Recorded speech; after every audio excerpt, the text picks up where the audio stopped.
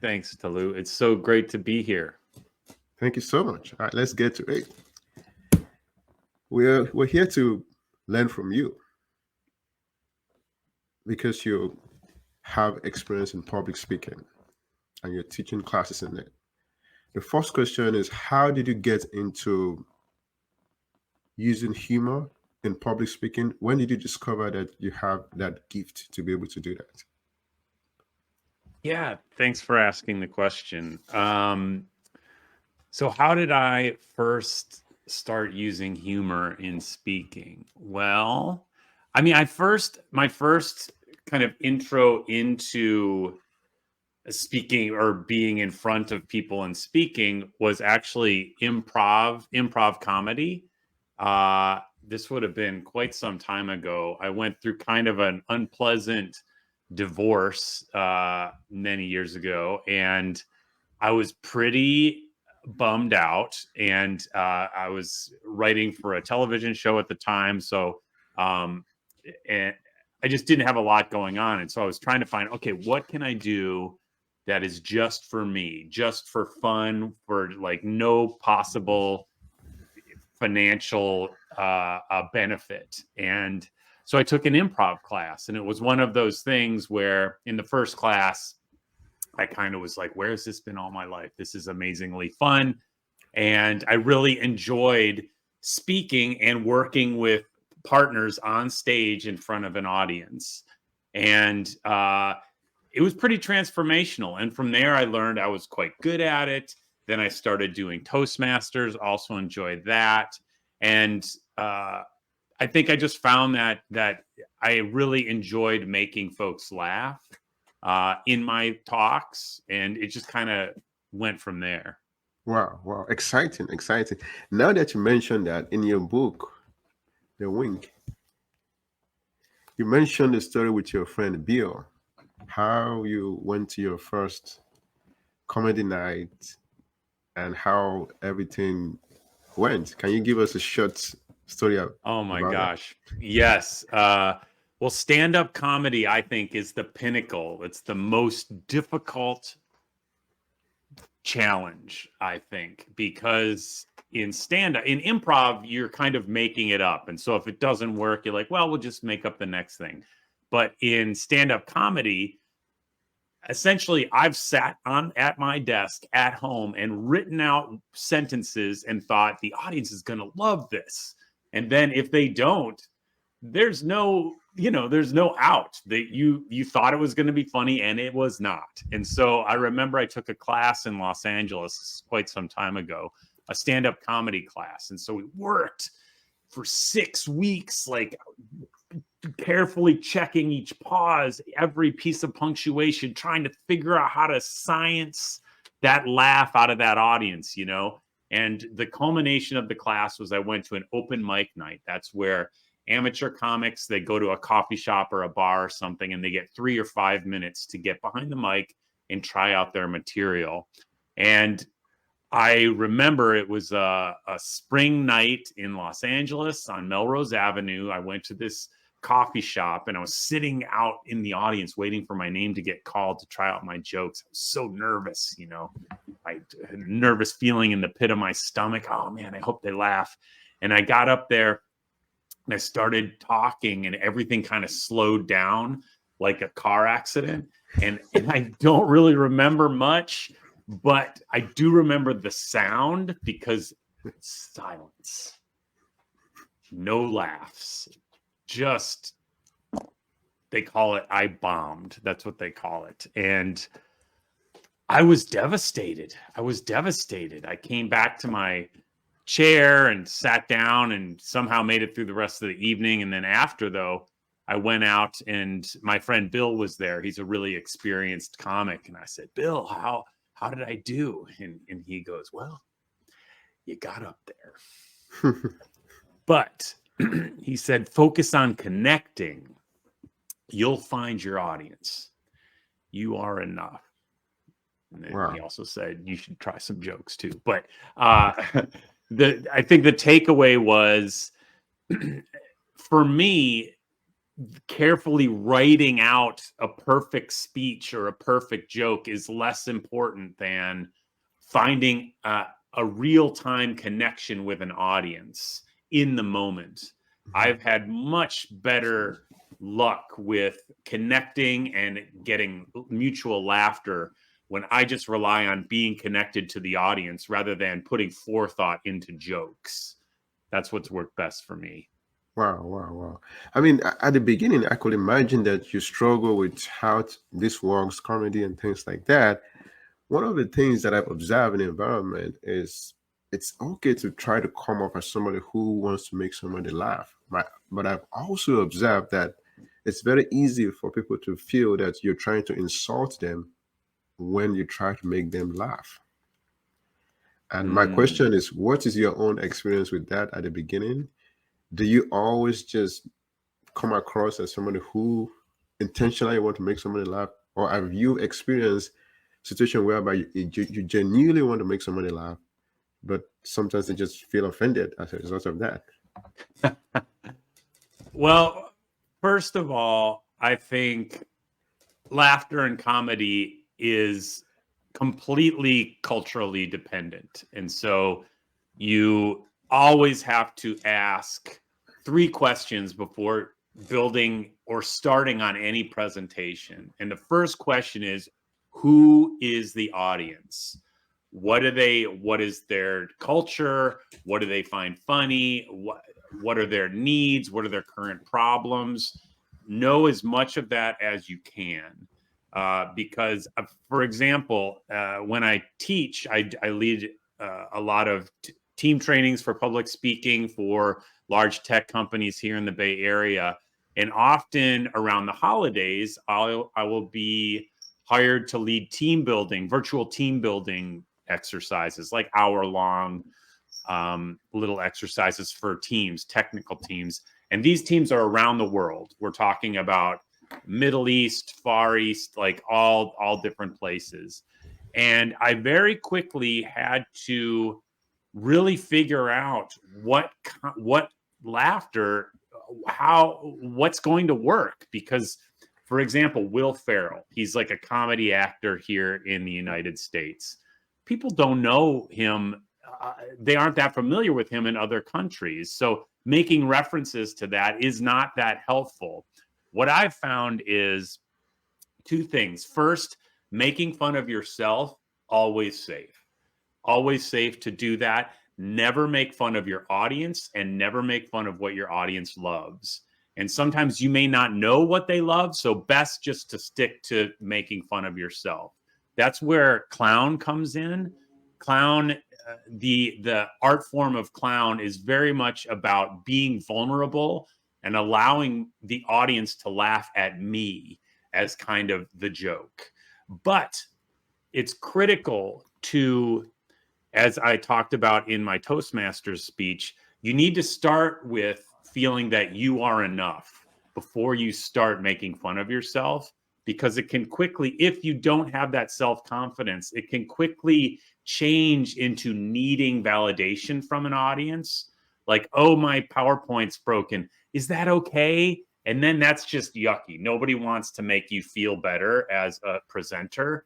But if you know that you're enough, if you're doing it intentionally, then it gives the audience permission to laugh. They are not worried about you. So we can all have fun together. So in terms of your original question about insulting an audience with humor, I think if you stick to making fun of yourself and using strategic vulnerability, you'll be pretty safe from that. Yes, yes. Thank you so much. Wow. Wow, this is really very helpful for people who are thinking about doing this and also using humor during presentation. One of the things that I also wonder that is connected to this is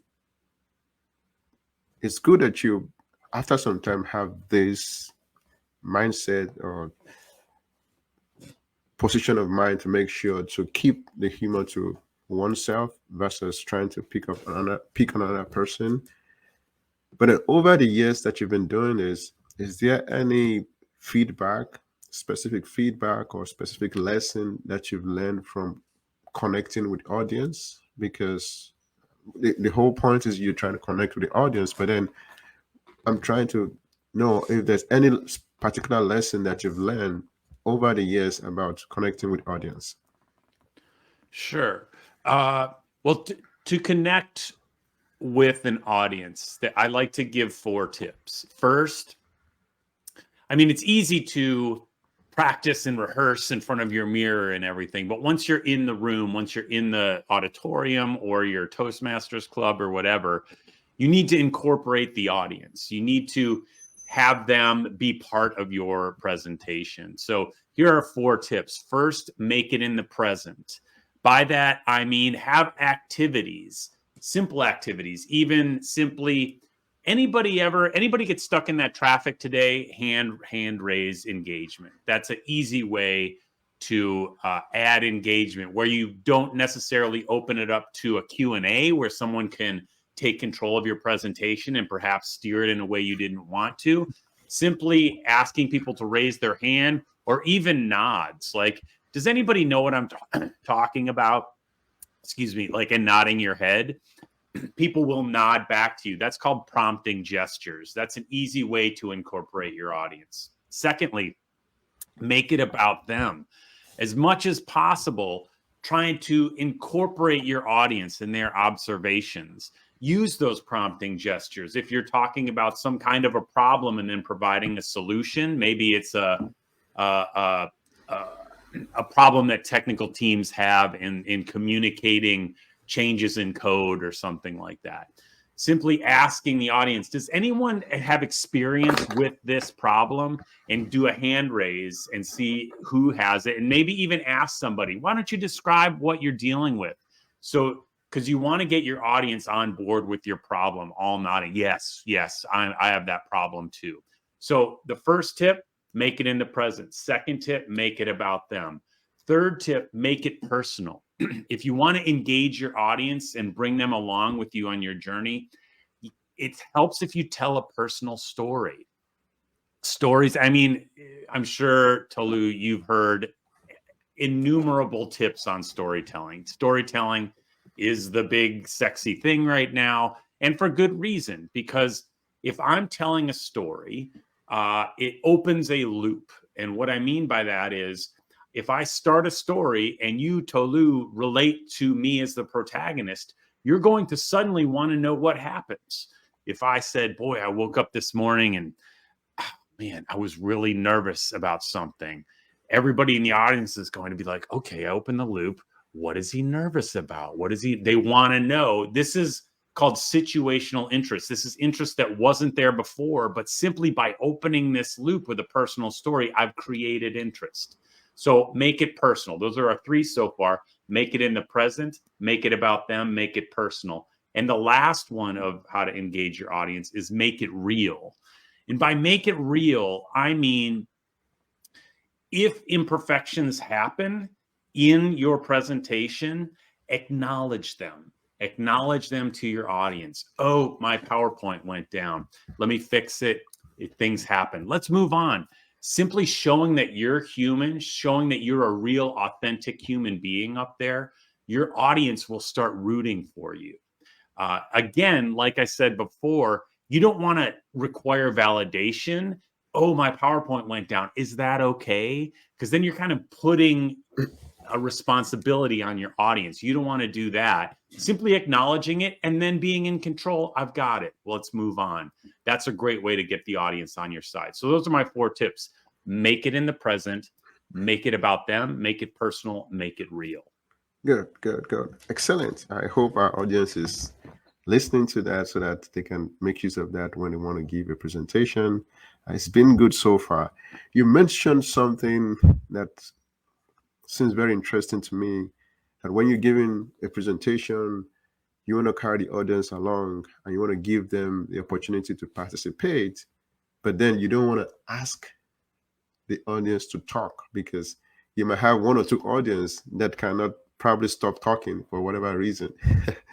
And I really want to ask a question about that. So once in a while, I've seen people who just like talking, and I've seen this type of individuals they don't really care whether you listen to what they're saying.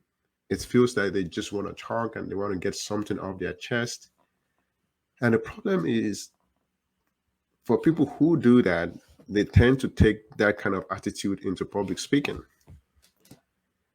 And how do you help such a person to understand that it's not about what they have to say alone? Because in your book, you also mentioned the fact that content is very important. You have to prepare, you have to do this. But then you said in your book, Wink, that connecting with audience is as important as the content. But then how do you convince such individuals that really want to get something off their chest, that it's not really about what they're trying to say, it's also about how the audience is reacting to what they're saying and how they're also reacting to what the audience is saying? So to clarify your question, are you talking about a presenter who has that challenge, or how to deal with a person who's asking a question in the middle of your presentation? A presenter. A presenter.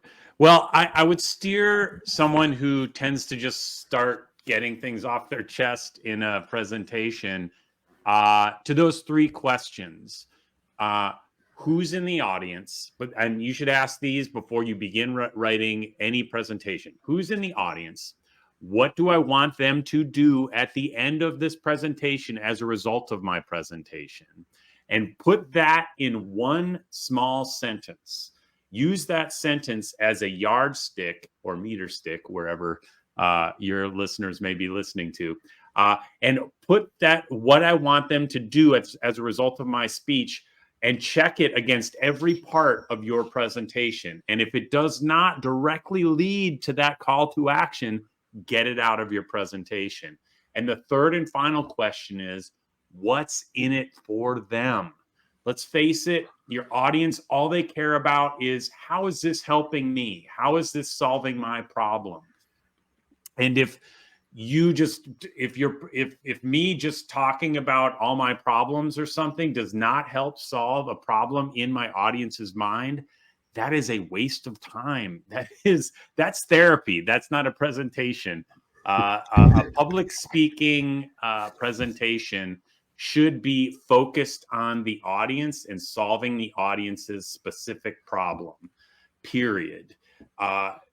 When it's more about me and just talking about my life, that's something different. That's not what I'm talking about. So that's what I would suggest for someone who tends to ramble about themselves in a presentation. Yeah, yeah. And because you mentioned the apparent first situation, which is a random audience that could probably just have something to say about what you're saying, either they're being disruptive or because they just get overexcited and they have to say something.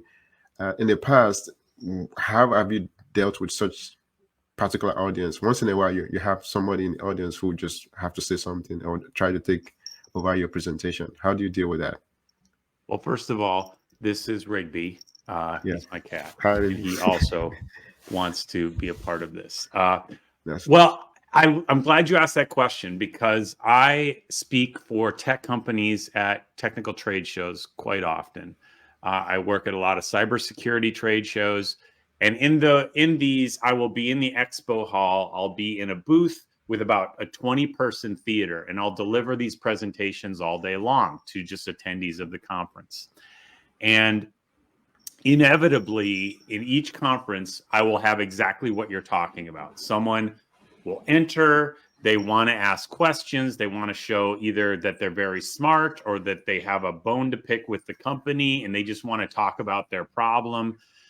And I've come to realize that this is a huge opportunity for me as a presenter. Oddly, to get the rest of the audience on my side. Because if you've ever been in an audience listening to a presenter and you notice another person in the audience is being difficult with questions or interrupting, you are irritated with this person too. It's not just the presenter. But it's a huge opportunity, because a presenter that becomes flustered, all of a sudden, I lose respect for the presenter. A presenter who just lets them ramble, I get irritated with the presenter.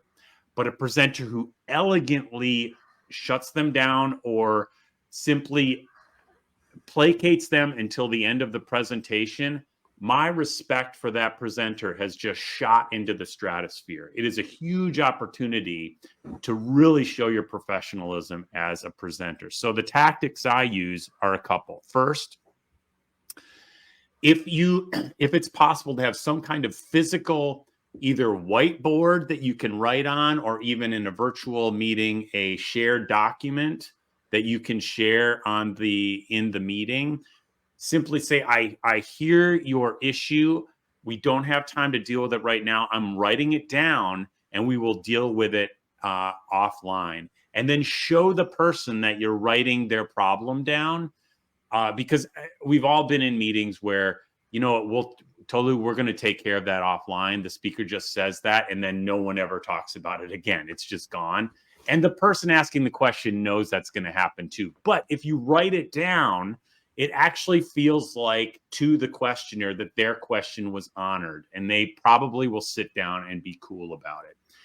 Secondly, simply steering interrupting, paraphrasing, and then rephrasing. A lot of times, if someone's asking a question, so what you're asking is, if you'll allow me to interrupt, and then simply paraphrasing what they're saying a lot of times will also make them feel heard. Oh, yes, that's what I'm saying. Or they'll start to clarify.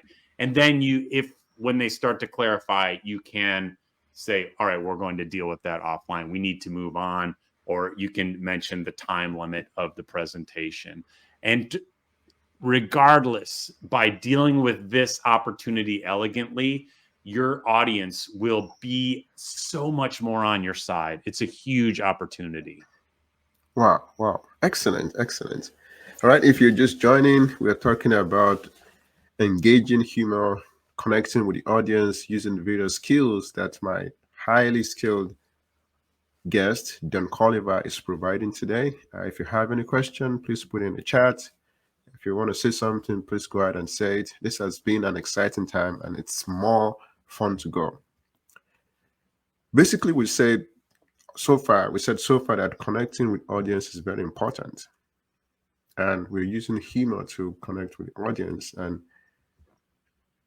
in what are the ways you've used to add humor to your presentation, and what works best for you as a person so far? Sure, that's a great question. But actually, I'm curious about you, Tolu. Yes. Where are you from? How does humor work in your culture? I'm really curious about that. All right. So I'm originally from Nigeria. How does humor work? For me, what I've used as a Toastmaster is to use cultural differences.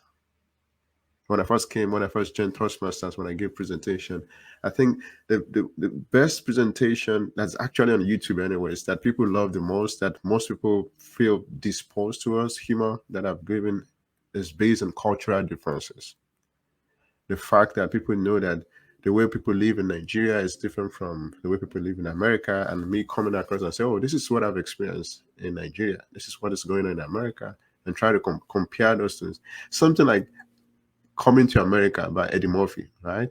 In fact, the title of the presentation was actually Coming to America. It's actually on YouTube. You might want to check it out.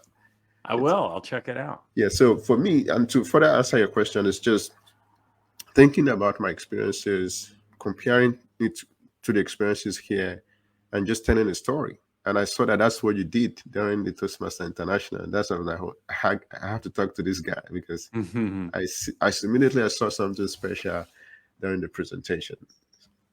Did I answer your question? Yeah. I think that's so cool. And I love that you called your speech Coming to America. I'm definitely going to check that out. But it goes to show that cultural differences are so critical for humor. And also, I want to say that vulnerability is different, carries a different cultural meaning dependent upon where you're coming from. And some cultures, It is very, very uncomfortable to deal with vulnerability. And coming from different lifestyles, it's different to show up in a vulnerable place. And that's fine. That's fine. I'm just kind of speaking from my own experience here in the States. But I think talking about differences in a humble way is also always a fantastic way of using humor and connecting. But to answer your previous question, even beyond talking about differences, the easiest way I've found to get laughs or just to add levity or humor or fun to a presentation is simply to acknowledge things we all have in common. That's kind of how Jerry Seinfeld, the famous stand-up comic, he would just talk about everyday things that we all kind of relate to. Just off the top of my head, I'm remembering a joke of him walking around in the supermarket and he saw mesquite barbecue sauce, mesquite barbecue. And he's like, where does that come from? Mosquitoes? That's so dumb. That's like the dumbest joke. But you're kind of like, well, you're not wrong. Where does mesquite? What is mesquite? Like, it's simply acknowledging things that we all have in common. That's like anybody gets stuck in the traffic out there. Did anybody else have trouble finding parking before the Toastmasters meeting tonight? Simply talking about things we all have in common is a great way to connect. And it's easy. It's super easy. It shows that, hey, I'm not better than you. You're not better than me. We're all kind of the same. We're all dealing with the same stuff. This is called affiliative humor. And there was a study actually done that found that affiliative humor versus more aggressive kinds of humor, or making fun of an outgroup, affiliative humor or finding fun in things we all share, was positively correlated with connection. So if you want to connect with your audience, simply have fun with things we all share, and that'll be a great way to start to connect with them. Wow. It's funny the way you set me up for failure.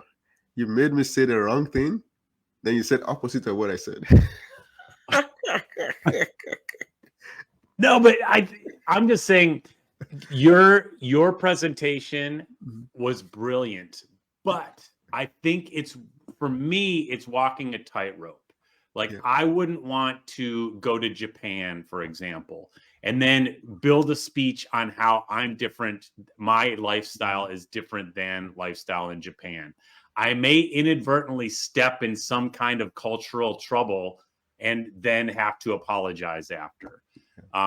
That's just me. You're clearly braver than I am. No, that's not true.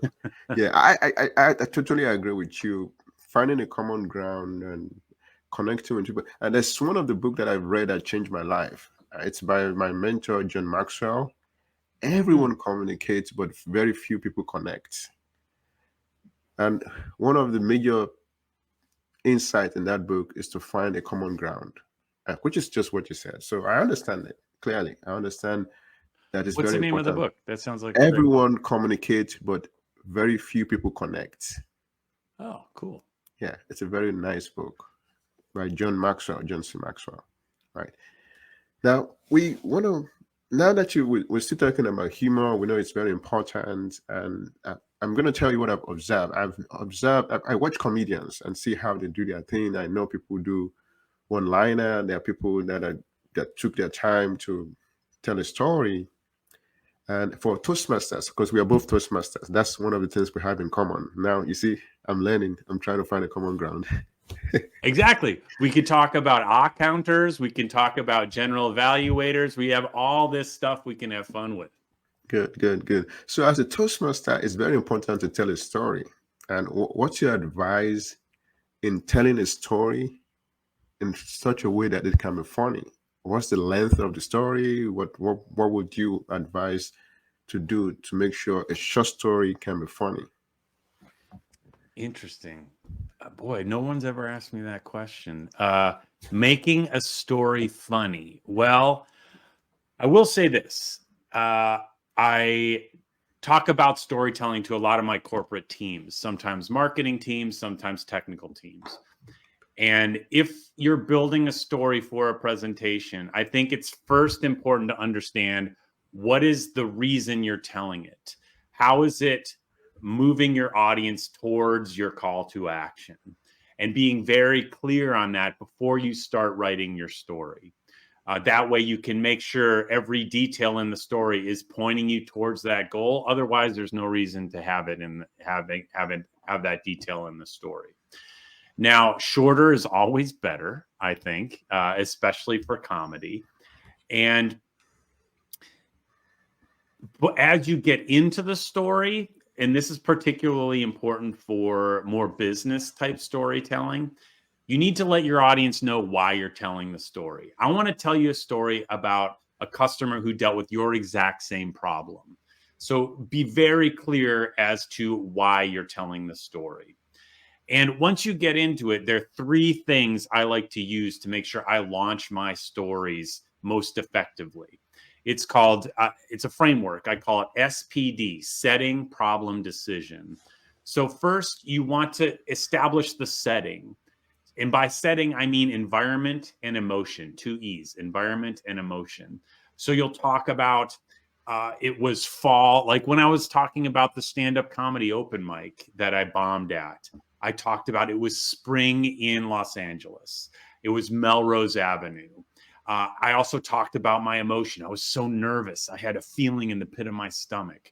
So that kind of brings the audience in. I once heard that the goal for us, if you're going to be storytelling, even in a corporate sense, you want to move from the feeling of speaking in a boardroom to the feeling of speaking around a campfire. It's a different tone when you're like, when you kind of lean in, you're like, okay, everybody, I want to tell a story. It changes the dynamic. It makes everyone lean in a little bit. So setting first. Second, problem. Your audience or your protagonist, you, needs to be dealing with a high stakes problem. And you need to reiterate that very clearly to your audience. They had a big problem. I had a big problem. I'm not sure. I'm trying to think of what my problem was. I guess my problem was in the stand-up comedy example was I really wanted to do a great job at this open mic. I was so nervous. It was high stakes for me. I worked so hard.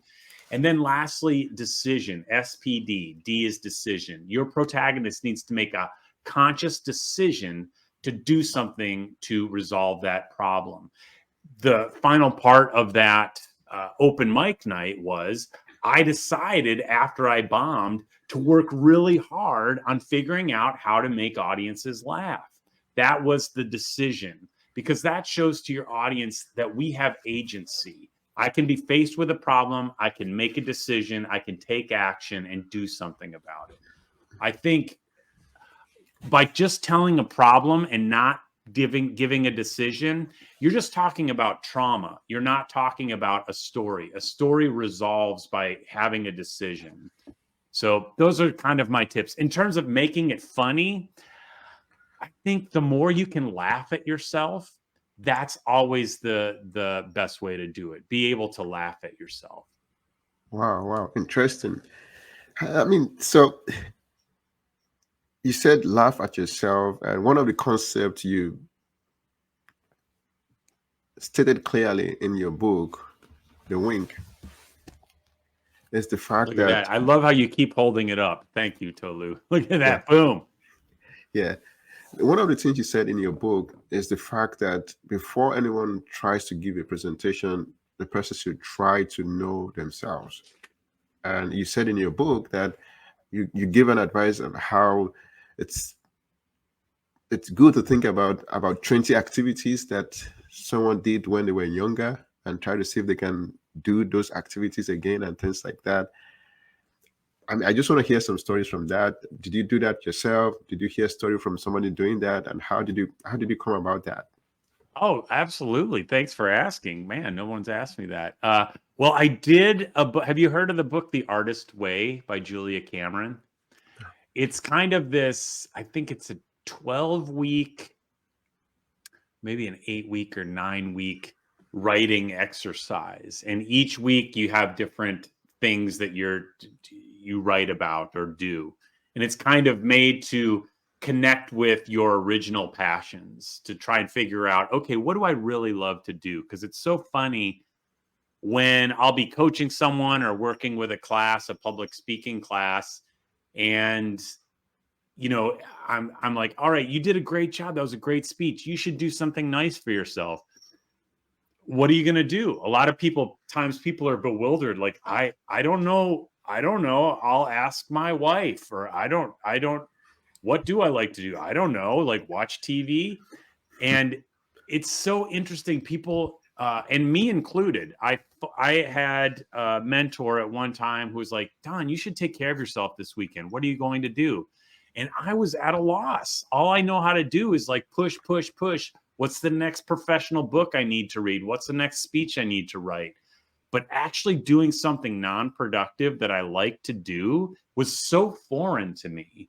But a kind of a hack to get me to remember what I like to do was I went back, okay, what did I like to do when I was a kid? Can I write 10 things I like to do? Ride a bike, go swimming in a lake, climb a tree, like goofy things, draw for no reason, just goofy stuff like that. And then I would set a timer and do that thing. And I found that there is something about having non-productive activity that allows my subconscious to start organizing all of these things I've been working on. So when I return to it consciously, all of a sudden, a lot of things will line up that I was struggling with before. It's really incredible how simply going on a walk, going on a hike will suddenly reorganize. I mean, this happened with my convention speech in the international convention. I knew I needed to add another story between somewhere, and I needed to add a story about my Spiegel World Tour, the where I was the host clown of this North American Cirque du Soleil style show. And I was walking, and as I was walking and not thinking about it, it was like, talk about the banana spit juggling, put it between the two halves of the presentation. It just popped in, and it would not have happened if I was sitting at my desk, like grinding it out. I had to put stuff down and do something pleasurable. So that's how finding those things I used to love to do has really, really helped me progress faster. Wow. Excellent. This is really good. Tell me what you like to do, Tolu, when you were a kid. What kinds of stuff did you like to do? Growing up was not that exciting for me because I grew up in Nigeria. I didn't grow up in America. Yeah, well, what did you do? What did you do for fun? What did I do for fun? I go out with my friends and we play video games, play soccer a little bit, do ice and water. I don't know whether you know what that is, whereby people run about, you run and you touch somebody, they're going to be frozen for some time. Yeah. And until somebody comes and touch them and they lose their state of froze for some time. Ice. Yeah. The ice state for some time. Then and it keeps going like that. It's just running around and touching one another and things like that. That's one of the things. Cool. So soccer, playing around, video games. I played some video games, had a video game until my mom had to just take the video game away because we were playing it too much. Same here. I was a total nerd on my computer games when I was a kid. Absolutely. So did you grow up in a city or more country? Like, what was the environment like? Yeah, funny enough, I didn't even know that people differentiate that until I came to America. All right. So, I mean, we usually city and village. I think that's more of the word that we use. And I didn't grow up in a village. Village means a rural setting whereby people don't care to wear clothes sometimes. So I didn't grow up in that environment. I didn't grow up in that part of Africa people show on the media. So I don't Sure. I don't know how to relate with it. So I didn't grow up in that setting. Of course, I would describe it as a city whereby you just have regular normal people. You go to school, you come out from school, you do the basic things and prepare for school the following day. Yeah, that kind of a thing. Very cool. That's awesome. Good. Did that answer your question very well? Yeah, I could listen to how you grew up all day. I'm totally serious. Like, Oh, wow. were you on? Was it soccer team at school, or you just play in the neighborhood? Yeah, just in the neighborhood. I was not that good in soccer, really. I just for fun. That sounds like you had a lot of like friends around. Like where I grew up, there weren't that many kids my age, so it was like not so fun. Like, but that sounds like a blast. Like having a lot of kids my age around. Yeah. It was in an estate setting whereby you have multiple houses and you have a lot of kids around. Yeah, it Oh, was that's fun. awesome. It was Very fun. cool. I'm grateful for that. You mentioned something. I like the way you start me and ask me questions. No one has ever done that to me before. By the way, it's like that's fun. Thank you. I enjoy it. One of the It's a things, conversation, right? yeah, Yeah, it's a absolutely. conversation. I didn't know I was getting myself into trouble when I told you it was a conversation. I didn't know I was getting, but that's fine. So when you were talking about your speech and how you had to prepare, you had to make sure that you got everything right, and also in your book, you mentioned the fact that preparation is very important. Although you want to be there trying to say something funny, but then you also want to make sure that you do your best. And you stated in your book, The Wink, that when you don't prepare, you're actually disrespecting your audience, which is very clear. And you one of the advice you gave in your book, Wink again, is the fact that you want people to practice, and one of the ways they can practice is to go to a public place. They can put headphone and start Hmm. presenting publicly. So, headphone is important to probably for people to not think that they're losing their mind, but then you really have to start presenting like you're on the stage. So, have you done that? Do you know anybody that did that? How has that helped you as a person? I do that all the time. I probably did that 15 times before my convention speech. I would walk around my neighborhood with my AirPods in, giving my whole speech as I was walking. And folks in my public speaking classes, I suggest that, and then they do it. Then they come back and report, hey, that was really, really helpful. Um, but actually, the most helpful thing that I found for that keynote that I delivered at the Toastmasters International Convention was I reached out to my district, my Toastmasters district here in San Francisco, and I said, hey, I would love to deliver this to local clubs as rehearsal. It's 45 minutes long, just so you know, which is going to disrupt, a Toastmasters meeting. But if anybody would like to see a free version of this, which they would have to pay for before the international convention, let's do it. And I probably delivered it 7 times to live Toastmasters clubs. And that was so critically helpful because, first of all, Toastmasters is built for positive and constructive feedback. We already have a rubric on how to provide feedback, but especially with jokes and with comedy, that is so important to get feedback because at first, for example, like spoiler alert, in my presentation, as you know, my pants fall down. They fall down twice currently. In the past, I had them fall down 3 times and I got feedback. Hey, you know what? Twice was funny, 3 was really annoying. So I learned, oh, I have to cut that third pants fall down out.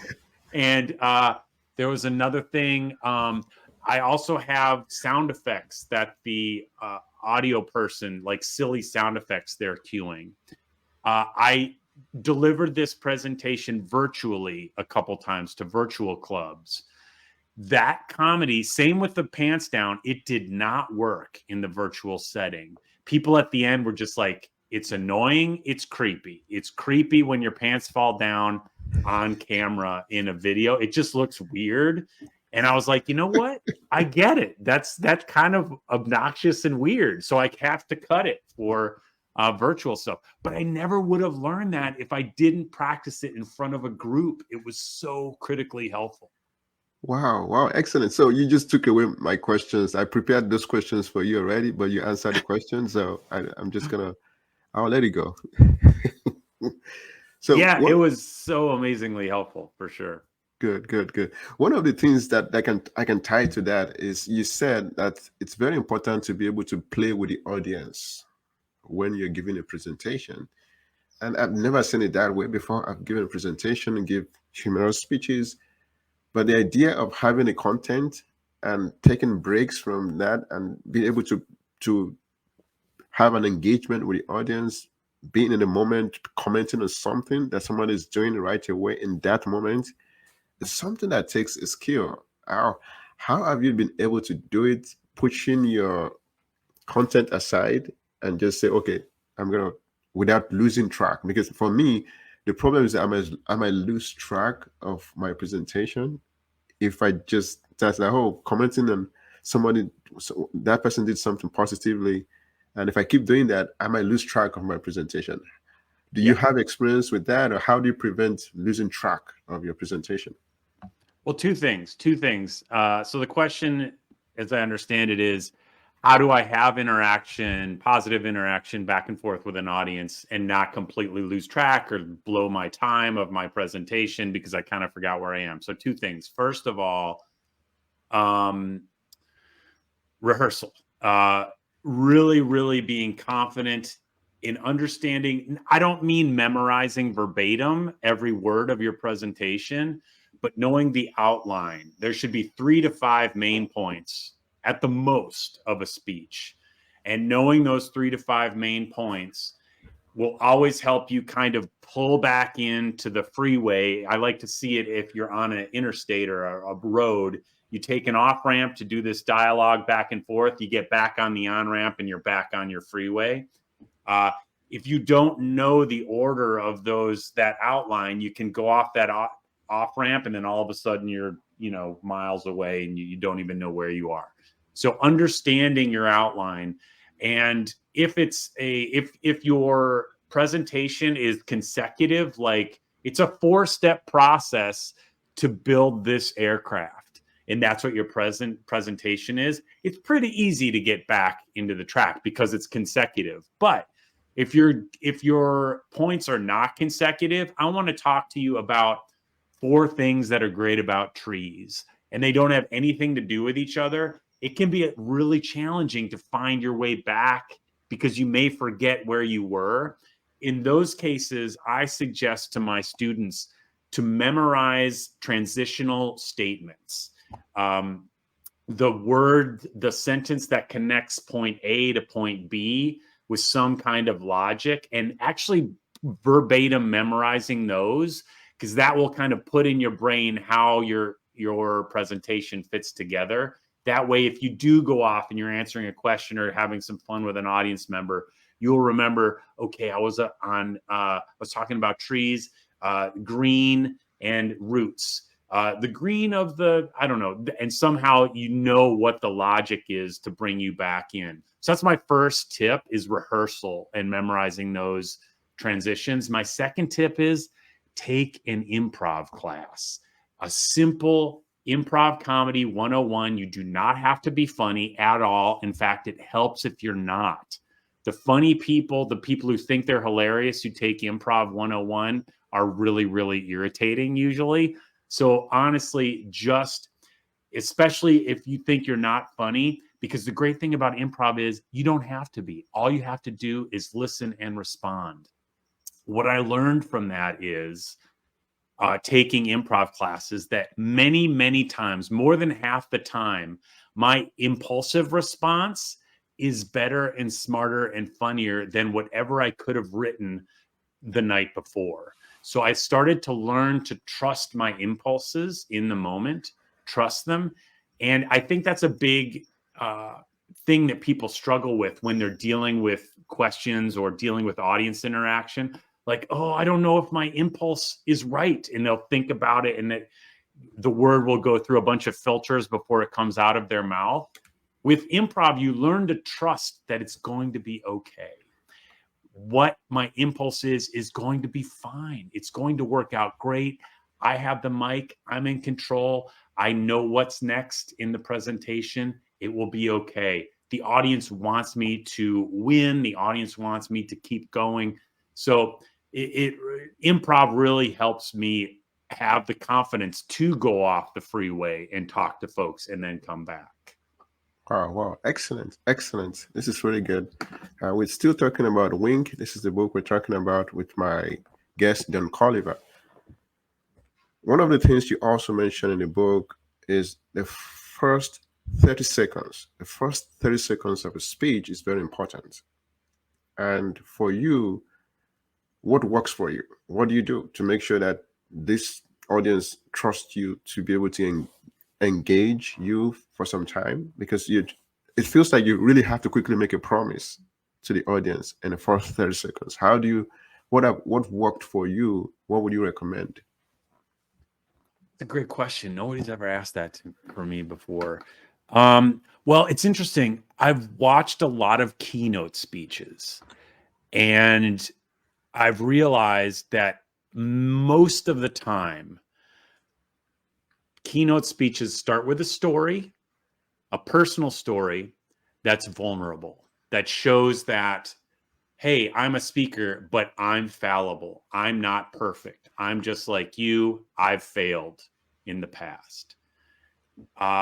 And that way it changes the dynamic, because maybe when you're up on the stage, everybody's like, oh, who does this guy think he is? He thinks he's awesome.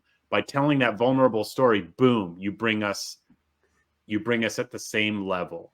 That for me, and that's why I included that open mic story at the beginning of my Toastmasters presentation. I wanted to immediately say, hey, yeah, because the person who, it's also important to realize what the context is of your presentation.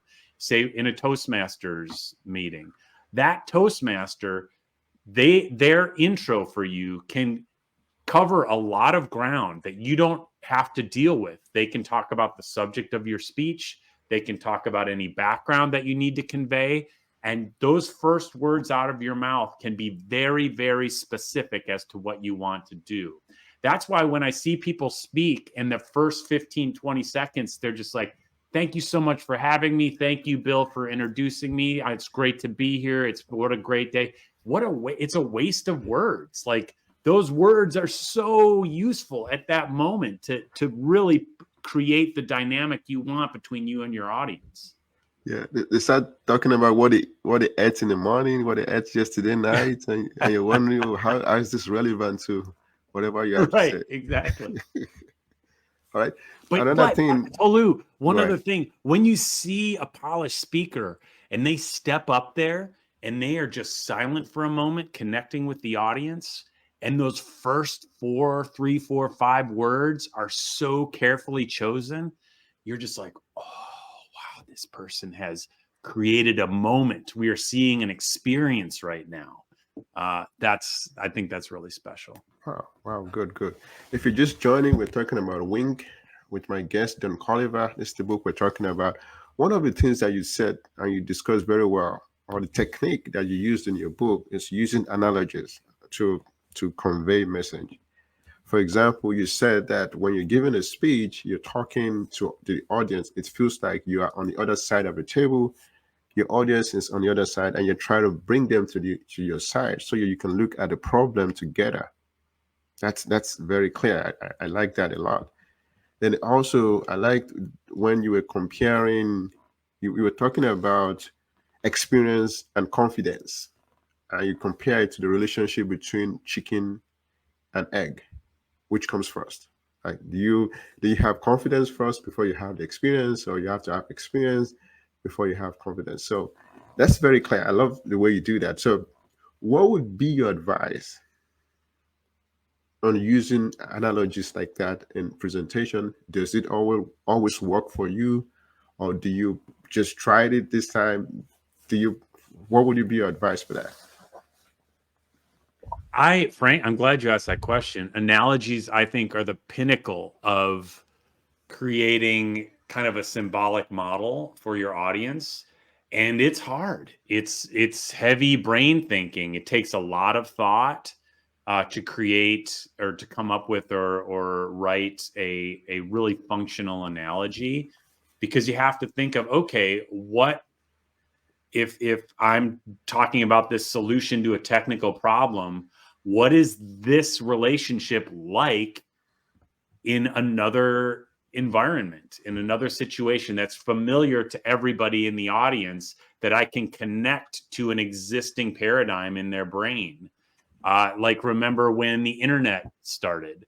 Someone termed it, I don't remember who, the information superhighway. Like, and now we just all call it that. But if you think about it, highway, lots of cars coming in and out, can take a lot of volume of traffic. It goes all around the world. It's a brilliant analogy, but it took some thought. There's a lot of analogies that didn't work to come up with that. So I am still, frankly, figuring out kind of a symbolic model or analogies for what I speak about, this strategic vulnerability. If you look at Simon Sinek has graphic analogies using Venn diagrams. It's how simple can you make your concept, and can you create a graphic that kind of illustrates it so it's very easily ingestible to your audience. One thing, I just read a keynote speech book, and he said, good speakers teach us what to do. Great speakers teach us how to think. And if you start thinking in analogies, you are thinking about how to think, how to conceptualize something. And that's really, I'm not there yet. I'm working on it. That, I feel, is the pinnacle of presentations. Wow, wow. This is really helpful. This is really helpful. We're talking about Wink, transforming public speaking with Don Colliver. We're gradually coming to the end of our presentation. It's very important to connect with the audience, and you talked about being vulnerable. And that's a big word, really, because it's very difficult to meet somebody and try to let them know things about you that you don't feel comfortable even about yourself. But you're saying, oh, this is something that about me I don't like. Can you just know some of it? It takes a lot of practice to be able to do that. So my question, two questions. What's your advice on that? And how do you know when and the extent of being vulnerable? Right. Great question. Great question. Brene Brown, this is her bread and butter. She talks about vulnerability in all of her books and her TED Talks. She wrote a book called Dare to Lead, which is a lot about vulnerability in a professional setting, which is tricky. It's very tricky. That's why I use the term strategic vulnerability. And I'm only speaking for me personally, before I can share something vulnerable, I need to do personal work. I need to have emotional intelligence about myself, where I'm not looking for validation from someone through sharing my vulnerable self. I have to be good. I have to know, like I talked about in my speech, I have to know that I'm enough before I do that. And then I can strategically be vulnerable just as a way to connect. But if I'm being vulnerable in the hopes that I'm going to manipulate someone to tell me I'm okay, that means I need to do more personal work before I start playing with vulnerability as a way to connect. Brene Brown calls it what did she call it? A shadow intention, I believe. Sometimes we may not even know that we're doing it, that I'm being vulnerable in order that you tell me I'm okay. So it really takes some self-observation to be ready to do that. And I think I touch on this in the book. It sounds woo-woo, but I really think a meditation practice is extremely helpful in terms of self-awareness, because for me in meditation, I start to teach myself to observe myself dispassionately. I may be stressed out or sad or angry. With meditation, I'm able to observe that feeling and not be wrapped up in it, just observe it. And that way I can start to use vulnerability in a more strategic way too. Yeah, so I think well, coming to an end, I just have two more questions before we go. The first question is, has to do with the fact that during your presentation at the convention, you engage in some activities. How much of those activities were intentional? How much just came off the line? And what would be your recommendation in trying to figure out, okay, what can I engage the audience in? What can I make them do? What can I make them move and going and slapping high five and all those things that you did? How much of all those things were planned, and how can you become really proactive in coming with such activity at the tip of the time like that? Yeah, that was all pre-planned, all completely pre-planned and practiced a lot. A couple tips for that. First of all, understand this is a thing where I actually recommend you memorize it. Memorize the instructions. Your instructions to the audience must be absolutely clear, because if there's any unclarity, they're going to lose respect for you as the speaker, and you may lose control of the room. So it's important to be very clear as to, for example, at one point in the presentation, I said, we're going to take 30 seconds. I want you to turn to the person near you that you know the least. I want you to find one thing you have in common that has nothing to do with the fact that you're at a Toastmasters convention. When you find this, I want you to raise your hand up and keep it there. Then I said, go. The audience got loud, figuring. I saw hands go up. Then I said, okay, that's good. Thank you. Keep those hands up. What's going to happen next is I'm going to call on some people with their hands up. You're going to tell me what you had in common. I'm going to reiterate it over the microphone. Anyone who has that also in common, I want you to yell out, hey. Very clear instructions. And what I realized was every single time I practiced this in a club, people would say something silly. I didn't have to do anything silly. There was always something silly. And it was just because people have weird stuff in common. Even if no one had that in common, people would laugh at that because they'd be like, oh, you're the only person that has that. Laugh, laugh, laugh. It was very, and there's a thing we call when I was doing clown performance, we would call it bulletproof. That bit, that part, there was really no way it could fail. I had an out for anything that could possibly happen. I knew what to do and how to relate it back to my content. So that's only through thinking and practice. I started to realize, well, this could happen. If this happens, I do this. It's kind of like a decision tree. So I guess to answer your question, if you're going to use audience interaction like that, think it through from beginning to end, and also think through every possible iteration that your audience could do. What if no one responds at all? How do you handle that? Can I wrap it back into my presentation somehow? And the perfect place to practice this is Toastmasters. Like, who cares? It's a 5 to 7 minute speech. There's like 10 people in the room. Why not practice it? Who cares? Practice, learn what works, learn what doesn't. Yes. I mean, Toastmasters give me the confidence to be able to do this. Anyways, if not for Toastmasters, I wouldn't be doing this. So we should just say that.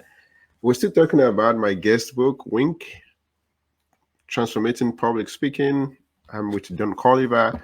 One of the things that you said clearly in your book was check-ins, and I saw you do that. I've seen people do that. In which case, you're giving a presentation. And you're not just asking the audience to do something. You're actually, are you guys okay? Are you doing this? Do you understand what I'm saying? And you also give an analogy in the book whereby when you're taking the improv class, you have your teacher sat in the audience and you have to make contact and you guys have to check how everything is going. So my question is, what kind of words can you use to check in with your audience, and what worked for you in the past, such that you're not just wanting them to react, but you're asking them, do you understand what I'm saying? Are you guys feeling okay? Kind of how have you been able to do that, and what's your recommendation? Great question. And I use this all the time in my public speaking classes because there's lecture that happens. And one thing I've found, and I'm finding this more and more in public speaking books, is trying to get away from the words, do you understand? Because there's an inherent there's like a status imbalance in that question of like, I'm smart. Do you understand what I'm talking about, dumb people? And you don't want to imply that. I like to more, if I'm trying to get the audience or a small class involved, I'll more ask an open-ended question. Does anyone have experience with this particular thing I'm talking about? How did you solve this problem? I want to hear from you. Like, we're on the same level. You might have some great insight that the rest of the audience needs to hear, that I need to hear too. So I like to open it up like that. In terms of simply doing check-ins, yeah, I like to keep it more. Does anyone have experience with this problem or this solution and want to share how it went for you, rather than, do you understand what I'm talking about? Sometimes I'll say, am I making sense? I'm not sure I'm making sense. Does that make sense? I'll make sure that I'm not implying that there's like a status difference of knowledge. Okay, that's really exciting. My last question: is there somebody that were in your shoes long time ago? They discovered they are gifted, they're writing jokes. What should they do to get out there and start doing the great things that you're doing? What's your advice for them? Well, I guess if they're good at jokes, which I am not, I'm a terrible joke teller. Start going to open mics and join the community. Like, writing that book would not have happened if I did not find a support group, an accountability group. I'm not talking about paying someone. I'm simply talking about finding peers that are doing the same thing that I'm doing and want to non-competitively all continue forward together and share best practices. Wow. That has been the game changer for me in whatever I've tried to do in my life. There's a big business in coaching of like, hey, I'll take $5,000 from you and help you become a speaker, help you write a book. That works for some people, doesn't work for me. I'm more all about find yourself a peer group, like a mastermind, some people call it. Encourage each other. Be careful with constructive feedback. Really focus on encouragement and positive feedback. That's really what I need. If I want constructive feedback, I'll ask for it. But sometimes all I need is like, hey, good job. You did that. Great work. That'll help power me forward to do more, and I'll start just finding my way. So that would be my advice. Wow. What is before, if any of our guests miss anything we've discussed today, I think the central portion of our book, The Wink, is the fact that you are enough. I think you kept saying that in your book and also during your presentation. You're already enough to do the things that you're talented and gifted to do. If it's comedy, it's giving presentation, you just need to get out there and do it. That's clear. But then what will be your last piece of advice for our guests today? Boy, last piece of advice. Well, the whole thing about you are enough, I really struggled on how to phrase that, how to add it in the book. Because at the end of the day, just like what you're talking about, trying these things, going to an open mic night, trying a 5 to 7 minute speech, adding in engagement to a Toastmasters presentation, it's very scary. It's scary. And if I hook my well-being to the outcome of that individual speech or that individual open mic, I'm done for, because fact is, I'm probably not going to be great the first couple times. But if I realize, hey, no matter what happens, I'm still good. In fact, I'm better from taking a risk. I'm even better. I'm enough. If I keep that little piece of granite in there always, it allows me to take much bigger risks, because that's the only way to grow. So that would be my takeaway for your audience. You are enough. Give it a shot. Wow. Excellent. I'm looking at it from humility comes from before promotion. Right? You're still small. That's why you're saying you're not funny. But you just gave a speech that is funny. This is like, oh, what does it mean by it's not funny? Okay. Thank you so much for being here. This is our book that we're sharing today, and we talked about today from my guest, Don Colliver, Wink. I recommend this book. Very good for public speaking. If you can get it, please get it. And if there's any question, you can always post the question. Is there any way our guests can reach you? Absolutely. Two ways. First of all, I talk about an exercise that folks can use called the hand raise engagement exercise to practice this engagement with audiences. Anybody can grab that. It's on a PDF. It's at doncolliver.com/engage. That's doncolliver.com/engage. I'll send you the PDF. Also, I'm happy to connect with everybody on LinkedIn. Just reach out to me. So thanks so much, Tolu. Good, good. Thank you so much. Thank you so much. Thank you for this opportunity, Don Colliver. I really hope our guests get the best from this. I know there's going to be another opportunity to talk to you again. It's a privilege to have this chat with you. I'm really grateful. Thank you so much. Privilege for me as well. Thanks so much, Tolu. Thank you. Yeah. Bye, our guest.